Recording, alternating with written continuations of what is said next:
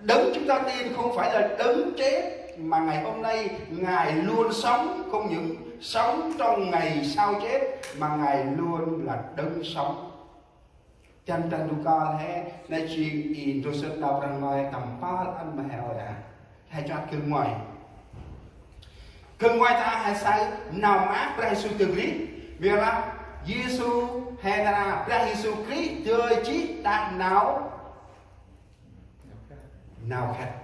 anh là chung rừng rừng và mà chỉ biết để chúng ta có thể nói chung để chúng ta khỏi buồn ngủ. Nếu chúng ta cứ nghe tôi nói thôi thì chắc anh em chúng ta buồn ngủ thì hãy làm zoom. Jadi hãy sang là Giêsu hay là giờ là Giêsu Christ chơi chí đã nào khác man cho sân nào bằng ngày học ba ăn mày xa qua qua ăn nó bằng mồ hôi của tao muốn nào lại này tàu pa muốn đã bằng bước mà phun phụ rồi hành chọc môi này mong hay sai thì làm phun phụ câu và ôm tức hả hành tập môi này hành quanh môi quên là tạm chia rằng một lâu hành quanh môi quên là dàn lo phun phụ ra cho thành ta đi năng ai là làm bước nào phụ bước mà ép nào phụ này bước thôi môi khai vùng nào phụ bước và tổng số sức nào trong ngoài anh ân mà hè vùng tông pha bước mà vùng phụ nào bằng là bằng mồ hôi cụ tạo này chỉ tao bàn bước mà vùng phụ bằng họ thực đi chỉ tân năm nào bằng là chi hành oanh hòm tóc phùn giọt lối chỉ tao bàn bước mà vùng phụ ra ta là thằng ai mồ nhất là hình bước mồ này đấy nào hình bước anh thì hành oanh tất tóc phùn giọt bằng hồn oanh đang đi sát bằng ta đấy là mồ ướt mà khi mày oanh ta đấy giờ là để xác minh rõ ràng Chúa Giêsu thân thể có còn ở đó hay không. Dĩ nhiên hay sai Elon mà phun phụ ra từ lúc vượt trong môi thành bước mà phun mòn bằng hay sai là Elon mà phun phụ từ lúc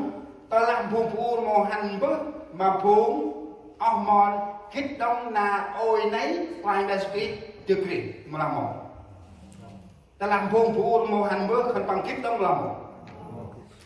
mong phúc khẩn bằng đập mạnh dương lại dương đang ai y trai y nghi khẩn bằng tên năm nào trong ngày chỉ chẳng lẽ po người nhòa chỉ cái phun vô đà tên boi tên khôi mòn bằng ta chơi ơi cục mề tai phù nhúc phù trông phù bang như lại con nằm đi hay đã phù ất phù gra petro chun ốc hay chun ốc đông tập pe tất nhờ mà đi lại ngồi mòn lối primary kết chỉ thằng bằng chót bồn tóc ai tóc đi là quay quanh ra dùng dòng của tầm ca này thành cho rồi ôi nhau đẹp si bố ca cho tất ta này quanh ra mà hôm ta này khăn bằng má khăn bằng say mà hôm quanh ra sự đi ta này khăn bằng ho bác nó hăn nó bước phim phun y bục cầu thì grab tầm dây đi tạ phụ ất phụ grab có này sao được petro chun không mau cái mê mấy ai cũng mà quanh ra hình sao cái này mau cái mê tu quay lại bộ ốc đông tu quay lại đi bộ ốc đông cây cái thức mà mờ rào ya Giêsu là ai lo của nhóc chúng ta mày chun pe tất của mày mổ đánh bôi như đi mày oanh cướp là ôi kia nào cho qua ngân khơi ngân chụp một cái nào mình cần đi mày lạc bạc quanh ra mày mẹ đâu là bác quay ra được một cái nào thì xong anh chụp mày gặp chắc bên chụp mày máu mày quánh mày thay tu na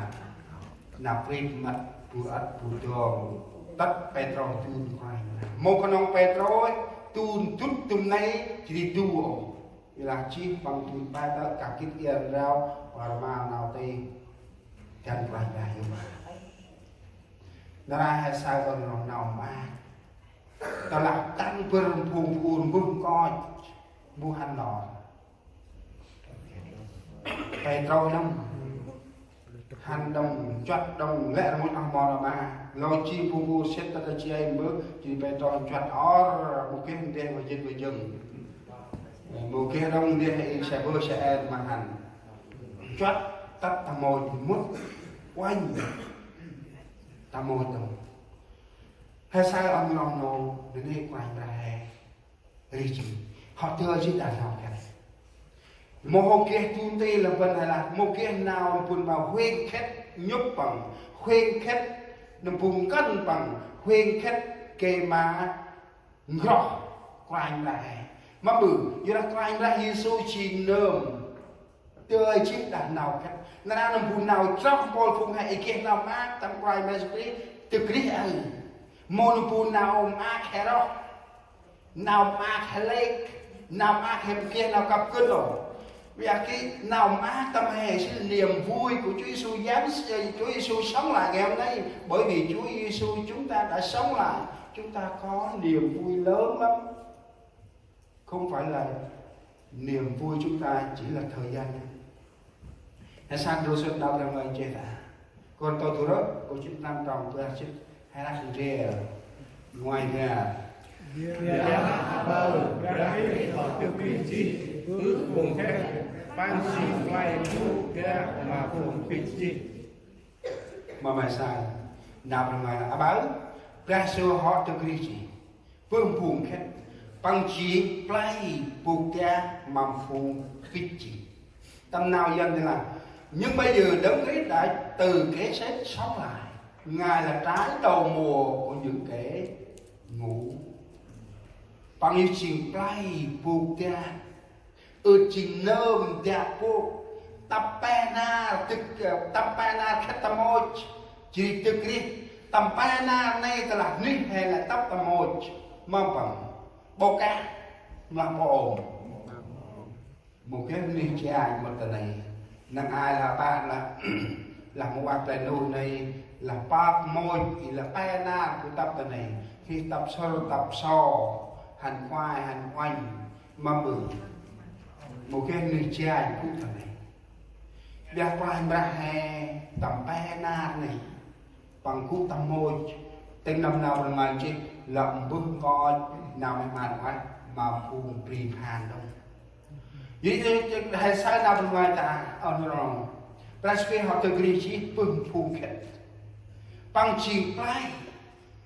ít đẹp phố ướt mà nơm ít tầng ngoài ăn mà lại ôi phùng chóc mà bóng mà từ ghi cả đà đông yếu hay làm được nào quay ra speak hay khách từ ghi hay kia nào mà kia là còn ai bay chỉ đi cướp nơm chóc mà quay ra mà kia nào đi tầm đà đông ai yếu trình rô xuất nào ra được mà ăn mà hè Giêsu hay tơ chỉ là nào hay ăn cơm về nào mà Giêsu từ ghi Prasu chinh nơm đi mà bu nơm chọc má mà bằng quay ra Giêsu chinh bu bằng ra từ đi mà bu nơm chọc mà quay ra vậy mà bự một cái tu hay quay ta làm tu là khá ta là lễ ngôn nào cho ta làm tu ấp tiền nào cho hiến tiền nào cho Phật cho bài mà hồi giáo áp tiền nào cho mô cái tụi hay quay là sầm cái bộ bằng khét trên từ đi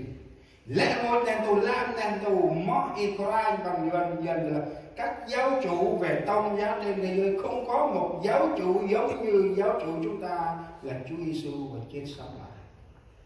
các ngôi một trên thế giới các giáo chủ họ tin đều đang còn nằm trong một lẽ ngôi phù quay thành bằng trong này môi bằng ôm e ta này bông thành bằng ôm e ta này sắc thành bằng ôm e ta này khát lạc thành bằng mồ hôn quanh này cái thế chỉ đồng phú nào sắc thành bằng quay thành bằng trong này cho Phật một là cho Mohammed sắc thành bằng ôm e phù tắc tam môi này nạt tam áp tốc nghi ra thành bằng nụ Phật thích cả atom sắc bằng tam môi này bây em mà bẹt hay cho nơm hay cho quay hay cho hôm em sát ta một cái đó làm hồn cứ phán tất tại Jerusalem giúp cái này nó cứ chi mòn luân ngay nhỏ chi lẽ mua ba đây hắn đông tầm ngoài hắn có đông chung riêng một cái thì một mong hè với hắn tất tại Jerusalem nhớ mà sao lắm mồi rành ra tập vui do băng ngủ cái hải sản rau bừ cây tôi thì hắn ấy vẫn quan đi thì khi nào ngoài mi đây đất ta đây được là một cái cướp ta đây cướp một cái tụi hay cái tầm cá là ngày thành quan đi là bòn này vùng ba đây cha anh em hình hành em là một lắc tai thì quan đi cái hay dâm chúng ta có ăn một trầu mồi thì cướp tắt ở đây cướp hình như cử tri đâu hình ở đây bằng lưng đây nhá cử tri một chúng ta vừa hay thì bằng cử tri vô cử bài chừng trong lô bên nhà là bên đây cái tức là tắt tim tắt trâu đấy cũng là no picture là tắt trâu mà bự hình bư hình là quá tắt trâu này mà hôm kia y là bằng rung cho lỡ sóc rung cho lỡ tay quay ra Giêsu tầm trâu này mô hôm kia tuôn thấy còn ông lúc đọc buồn do quay ra ông nào là ai sai nó chưa vùng được kia nào mang cái này đó là niềm hy vọng lớn cho mỗi người có đắc nhân tin Chúa Giêsu vì Ngài đã sống lại giờ là quay Messi hay cái gì cứ tắt tên này cứ bư cứ tắt tên này cứ oanh cứ tắt tên này cứ bùa xong mà từ lỡ em hôm ai khan ý sóc ý si ý tép ý xoa rồi bằng và mang năm tên này bây một cái tuôn tiền quanh là cái này ta là hay say đừng phụ tu hay quanh năm hay cho là hay chốt kia từ lỡ ý sóc bằng ý tép ý xoa bằng mà bự kia nào mát ngân bài con dao khăn bằng tu phong cả ai cả ai bằng một chỉ ta hay một chỉ ai thì tu tin ai bài con dao thì bằng kia họ tách in chỉ này mà cái